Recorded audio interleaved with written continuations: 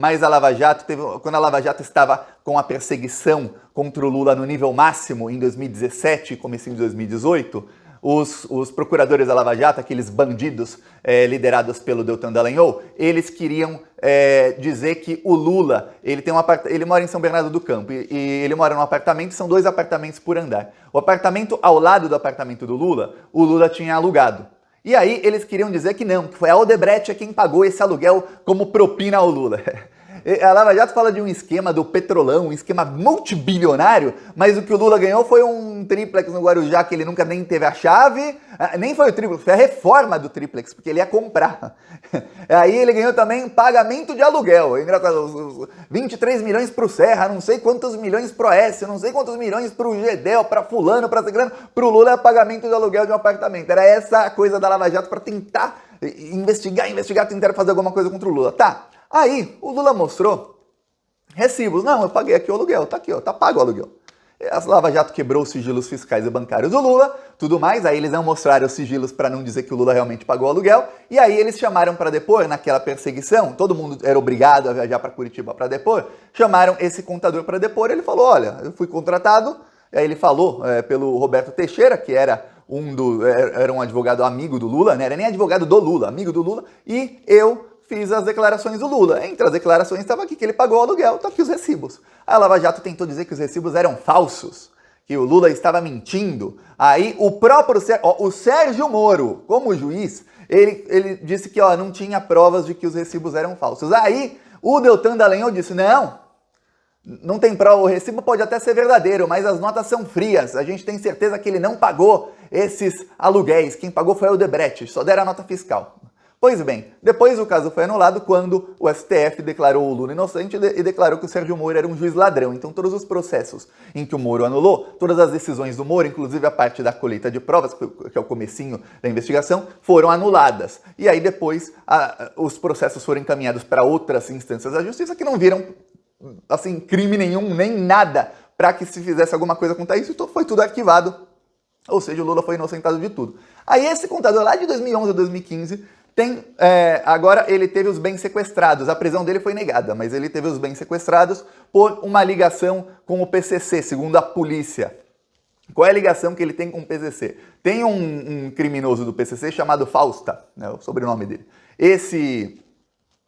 Eu falo Fausta, eu lembro do Fausto Silva. Pois bem, esse Fausta, que não tem nada a ver com Faustão, ele, segundo a polícia, ele lucrava dinheiro com a venda de drogas. E aí ele lavava o dinheiro com a ajuda desse contador, que fazia com que ele ganhasse várias vezes na loteria. Não, eles não fraudavam a loteria.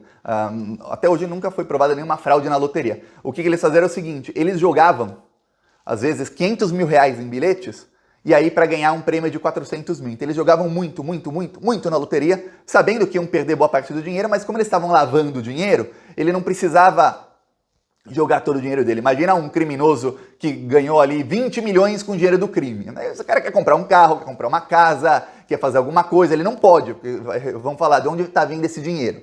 Pois bem, então ele pega 500 mil e joga na loteria, ganhou 420 mil. Ele fez uma aposta de 480 mil para ganhar 420 mil. Aí ele já pode comprar carro, financiar casa, já pode fazer um monte de coisa. Ele ganhou 55 vezes na loteria em 2021.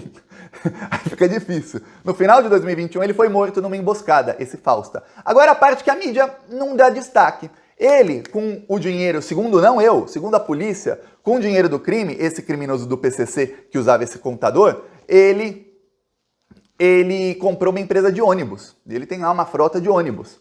E aí a empresa dele tem um contrato de 600 milhões com a Prefeitura de São Paulo. Mas aí não falam, nossa, o contador ligado ao criminoso do PCC que tem um contrato com a Prefeitura do Bruno Cova. Não, que era o prefeito que assinou. Não, é o contador ligado ao Lula. Engraçado, essa é a maneira como a mídia dá a notícia. Aí você vai ver a matéria da CNN, é assim... Isso não é jornalismo, isso é ativismo pró-Bolsonaro. E aí os bolsonaristas, agora voltando ao começo do vídeo, os bolsonaristas começaram a subir com robôs hashtags dizendo Lula sabia de tudo, como se o Lula soubesse que o contador dele, 6 anos depois, faria negócios para lavar dinheiro, segundo a polícia, para alguém do PCC. É isso. O Lula sabia de tudo. Tava hashtag. Chegou a ficar em terceiro no Twitter, enquanto em primeiro tava uma hashtag que eu tava subindo que chamava a gasolina do Bolsonaro. Gasolina do Bolsonaro. Por quê? Porque o preço da gasolina aumentou. Então os bolsonaristas ficaram loucos e começaram a falar disso. E agora aquela narrativa lá atrás, ó, eu fiz um vídeo, eu lembro, no TikTok, que eu denunciava que o bolsonarismo produziu um vídeo ligando o Lula às Farc. E eu falava, eles vão ligar o Lula às Farc, vão ligar o Lula ao PCC, vão ligar o Lula ao CV, a tudo que é facção criminosa e que trabalha com tráfico de drogas e coisas do tipo. Por quê? Porque essa é a estratégia do Bolsonaro. E eu lembro que eu falava na época, nos vídeos aqui do canal, eu falava, olha, a grande mídia vai ajudar nisso. Tá aí a grande mídia ajudando nisso. Eu mostrei aqui vários veículos da grande mídia, computador ligado a Lula. Aí você tem que clicar na matéria e a maioria delas nem fala sobre o fato de que ele foi contador do Lula 6 anos atrás. Não, ainda tem algumas, como a do Gazeta do Povo, que é um site bolsonarista, saiba disso, Gazeta do Povo, sempre que você entrar, é um site bolsonarista, ok? Então, estamos aí combinados. A Gazeta do Povo ainda diz que é o atual contador, fala contador do Lula, 7 anos atrás agora, 6 anos depois ele cometeu o crime com o PCC. É isso, essa é a grande mídia. Aí você pega a matéria da ESPN, matéria da CNN, e eu vou ler aqui um trecho, eu vou mostrar aqui para quem quiser. Aí quem quiser pausa aí, lê, mas eu vou ler para você. Há mais de uma década, Muniz é o contador de confiança da família do Lula. Mentira, Lula 2011 a 2015. Tá. Em 2017, ele chegou a prestar depoimento no âmbito de um incidente de falsidade aberto para apurar se eram frios os comprovantes de quitação de aluguel entregues pela defesa do Lula à Justiça Federal. Aí, quem quiser pausa aí para ler, mas eu vou ler rapidamente aí para você, resumindo. Aí a matéria da CNN, para você ver como é a mídia, hein? À época, o Ministério Público, ou seja, o senhor Deltan Dallagnol, dizia que a Odebrecht é quem bancava os aluguéis do apartamento vizinho ao do Lula, em São Bernardo do Campo. O imóvel pertencia a Glaucus da Costa Marques, primo do pecuarista José Bunlai, primo do Bunlai, próximo do petista e réu confesso na Lava Jato, não é? A ele. E segundo a apuração, ficava também à disposição do presidente. Obviamente ficava, ele alugava. Aí, o então juiz do caso, Sérgio Moro, descartou a falsidade dos recibos. Está aqui no começo. Quer dizer, o próprio Sérgio Moro que estava perseguindo o Lula, dizia, não é falso, não tem como dizer que é falso. E olha que o Sérgio Moro, ele perseguia no que dava. Para ele falar que não era falso, é porque a coisa estava ruim para os procuradores, viu? Aí, era uma invenção muito torpe, muito burra, que não ia colar. Aí o Sérgio segue a matéria. No entanto, a Procuradoria, Deltan Dallagnol, afirmou que mesmo não tendo sido fabricados, os comprovantes eram frios. Ou seja, Lula nunca havia pago pelos aluguéis do apartamento. Após a decisão que tornou o ex-juiz Sérgio Moro suspeito, o processo teve suas provas anuladas e acabou sendo arquivado. Isso é mentira. Não é que o processo teve as suas provas anuladas. O Sérgio Moro foi tornado um juiz ladrão pelo Supremo Tribunal Federal. Então todos os processos dele foram anulados. As provas, não tinha nenhuma, foram anuladas porque a fase de provas também foi anulada e depois o processo foi encaminhado para outra área da justiça que falou, não tem nada aqui. É um balão vazio cheio de nada, para usar uma gíria do próprio Sérgio Moro. Por quê? Porque era pura perseguição. Não digo eu, diz o Supremo Tribunal Federal quando inocentou o Lula. Mas você vê como eles dão uma informação falsa para aparecer, e aí eles dão uma versão que parece que era verdade o que estava dizendo o Dallagnol.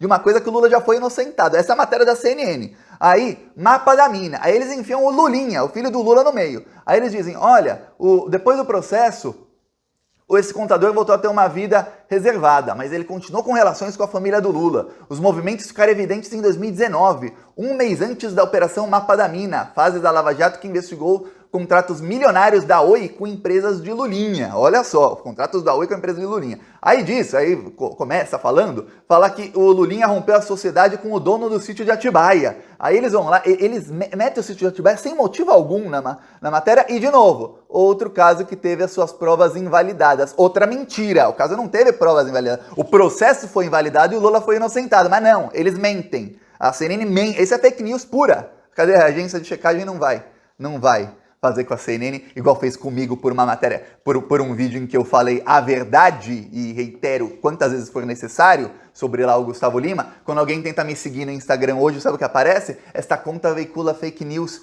repetidamente. Foi um vídeo, mas o Instagram diz repetidamente fake news. Com a CNN, se você seguir, não aparece isso. E tá aqui a fake news. Aí ele fala, no mesmo ato, o Lulinha também mudou o endereço de uma das suas empresas. Agora vamos lembrar uma coisa. Tá aqui, isso foi daquela época. Polícia Federal investiga 10 anos das finanças do filho do Lula e não encontra irregularidades. E conclui que não há corrupção. Quer dizer, ele foi... a propósito, isso nem era desse processo, mas investigaram toda a vida dele e não encontraram nada. Aí, grande mídia brasileira. Falou.